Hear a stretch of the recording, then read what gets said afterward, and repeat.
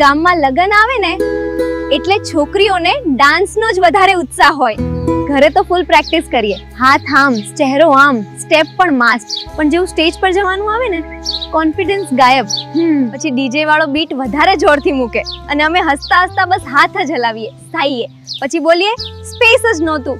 ગામમાં બજારનો દિવસ હોય ને, એ દિવસે તો રેડી થવાનું લેવલ જ અલગ હોય. મમ્મી કહે કઈ લેવા જવું છે, પણ સાચું કહું તો લેવા કરતા લોકોને દેખાવા વધારે જવું હોય. બજારમાં 2 વસ્તુ લેવા જાઓ અને 10 ઓળખીતા મળી જાય. એક પૂછે કેમ બેટા, બીજો પૂછે ઘરે બધું મજામાં ને, અને પાછા આવી આવીએ ત્યારે સમજા ફોટા પાડવા જવું ને એટલે સાથે એક સખી તો હોવી જ જોઈએ.